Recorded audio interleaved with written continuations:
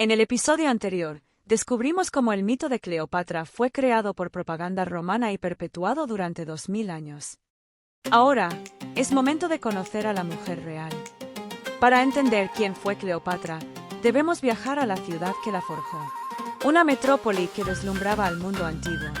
Una ciudad de mármol blanco, jardines exóticos y sabiduría infinita.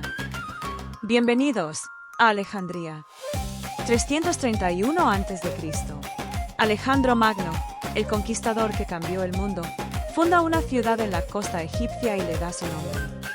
Alejandría no era solo una ciudad, era un sueño hecho realidad. Imagina una avenida de 300 metros de ancho y 5 kilómetros de largo. La vía canópica, recorrida por edificios de mármol blanco que brillaban bajo el sol del Mediterráneo. Imagina el faro, una torre de 135 metros de altura cuya luz guiaba a los barcos desde 50 kilómetros de distancia. Una de las 7 maravillas del mundo antiguo.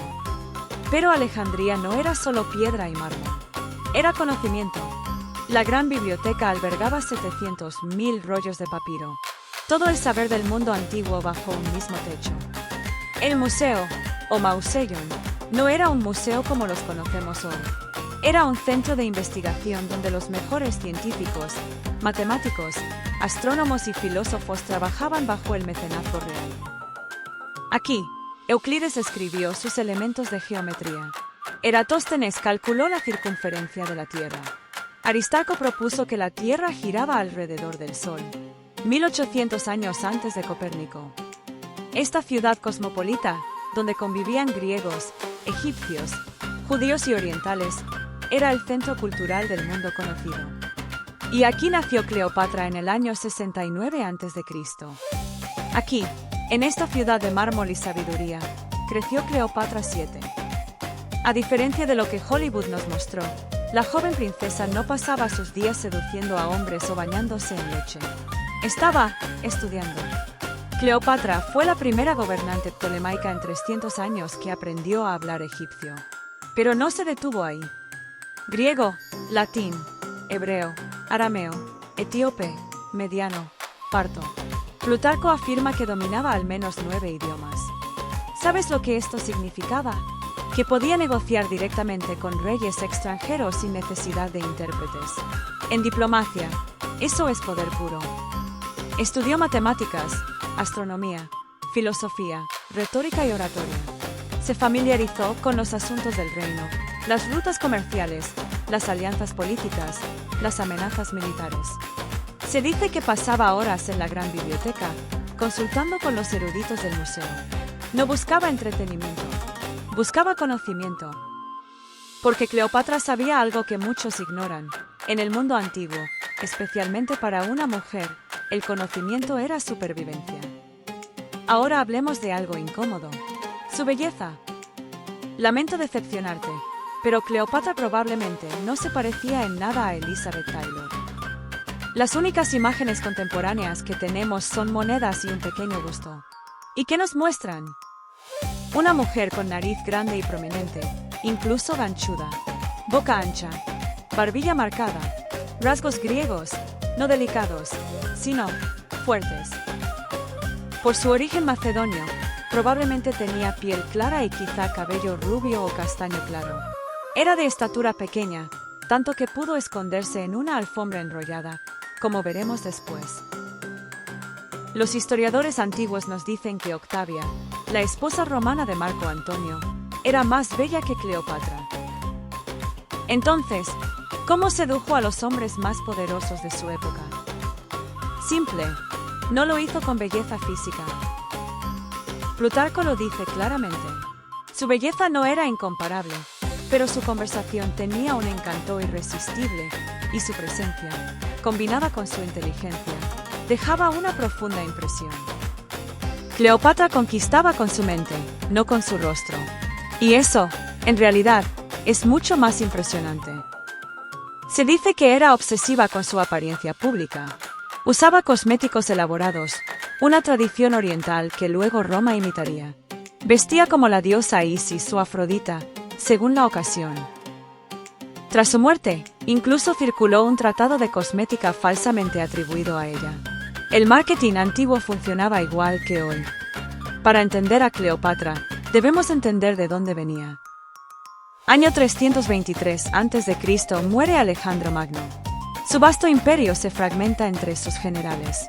Uno de ellos, Ptolomeo, hijo de Lagos, toma Egipto para sí. Y así nace la dinastía ptolemaica. Griegos gobernando Egipto, extranjeros en tierra africana. Durante 300 años, ningún Ptolomeo aprendió a hablar egipcio. Hasta Cleopatra. Los Ptolomeos gobernaron el país más rico del Mediterráneo. Su agricultura era próspera, su comercio activo, y exigieron tributos onerosos a su pueblo para mantener una corte de lujo oriental. Pero había un precio por tanto poder. Los Ptolomeos practicaban el incesto dinástico. Hermanos casándose con hermanas, padres con hijas, todo para mantener la pureza de la sangre real. Y con el incesto vino la locura, conspiraciones, asesinatos, hermanos matando hermanos, hijos ejecutando padres, madres envenenando hijos. Ptolomeo IV asesinó a su madre, su tío y su hermano. Ptolomeo VIII mató a su propio hijo para castigar a su esposa. Berenice III fue asesinada por su propio hijastro 19 días después de casarse con él. Esta era la familia de Cleopatra. Refinamiento cultural y crueldad extrema. Y para cuando Cleopatra nació, la dinastía enfrentaba un problema mayor que sus propias intrigas. Roma. Uno a uno, los reinos del Mediterráneo caían ante las legiones romanas. Grecia, Macedonia, Asia Menor, Siria. Egipto parecía ser el siguiente. Pero Roma era astuta. No conquistaron Egipto de inmediato. Lo convirtieron en un estado títere, un aliado que pagaba tributo. El padre de Cleopatra, Ptolomeo XII, tuvo que pagar 6.000 talentos, una fortuna incalculable, solo para que Roma reconociera su título de rey. En este contexto de decadencia dinástica y dominación romana, nació nuestra protagonista, Ptolomeo XII Auletes, el flautista, el padre de Cleopatra. Era un hombre peculiar, amante del vino, la música y las fiestas. Le gustaba identificarse con Dionisio, el dios del éxtasis. Pero también era un político pragmático. Sabía que Egipto no podía enfrentarse a Roma, así que eligió el soborno y la adulación. Cuando sus propias hijas, Berenice y Cleopatra lo depusieron aprovechando su viaje a Roma, no se dejó vencer. Pagó una fortuna a los políticos romanos. Convenció a Pompeyo, el general más poderoso de su tiempo, de apoyarlo. Y regresó a Alejandría, con legiones romanas. Y ordenó la ejecución de Berenice, su propia hija. Cleopatra observó todo esto. Tenía apenas 14 años. Aprendió lecciones que nunca olvidaría. Roma era invencible. La familia era peligrosa. Y la supervivencia requería tanto inteligencia como crueldad.